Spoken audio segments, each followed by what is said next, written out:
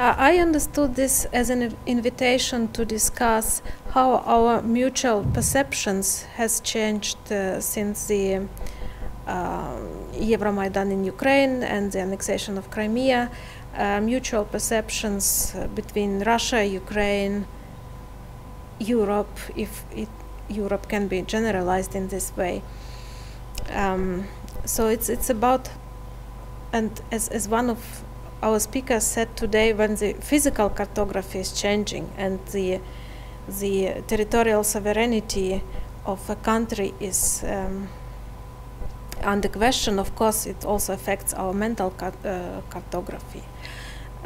So this was, I think, a useful attempt to check how Ukrainians, Russians, Europeans now see, so to say, the mental map of the Eastern Europe.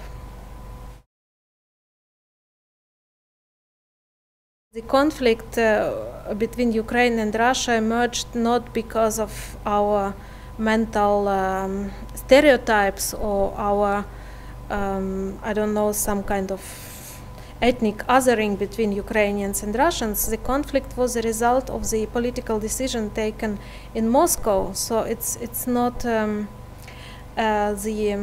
reason, the cause of the conflict. But of course, in every conflict, I think you have like dramatic clashes of different mental cartographies, and this is just natural. I think this link was a little bit missing in our discussion, because we wanted to move immediately from this kind of diagnosis to practical solutions.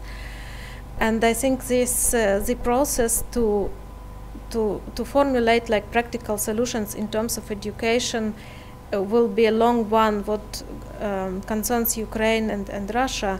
And of course, immediately you can say that it's always good to have some kind of dialogue. It's always good to keep some communication lines. It's always good to bring like young people together so that they can see each other as persons and not as Ukrainians and Russians in the first place. So all kind of projects which I think have this aim, they should be welcomed, yeah. But I'm not ready to say how, on a more like comprehensive level, how the civic education in Europe, for example, how should it contribute to solving the current conflict. I think in any case it's important that general public and young people in European countries learn more about Ukraine and Russia. Probably even this concerns Ukraine more, because it turned out that Ukraine is almost like a blank spot on the European map. If Russia is associated with some, I don't know, great writers, poets, componists, so Ukraine is a kind of terra incognita. And I think this is an important task also for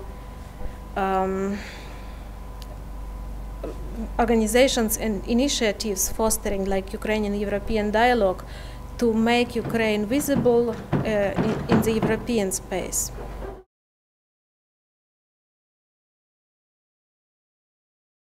Yeah, unfortunately I arrived late, so I missed the talk of Professor Kazanova, which I very much regret, because he used to write on Ukrainian issues since years, and I appreciate his work.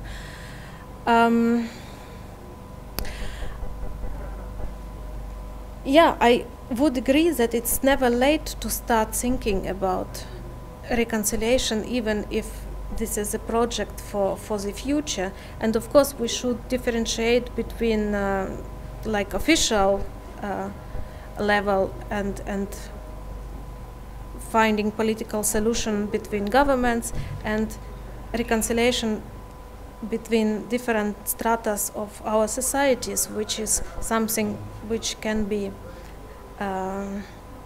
done even, or which we can start even today, and not to wait until the conflict is solved. But in general, I think it's difficult to start, to initiate a reconciliation.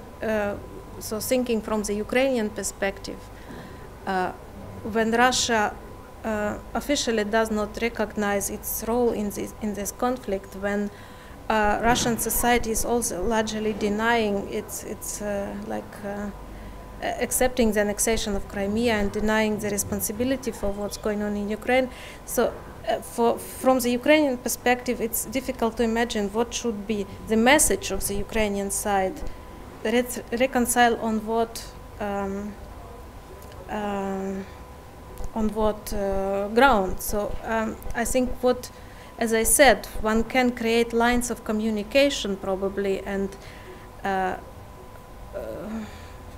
keep these lines open for the future, and maybe keep dialogue in small groups and between people who think in a similar way in Ukraine and Russia. But I think the project of reconciliation as such is a task for the future.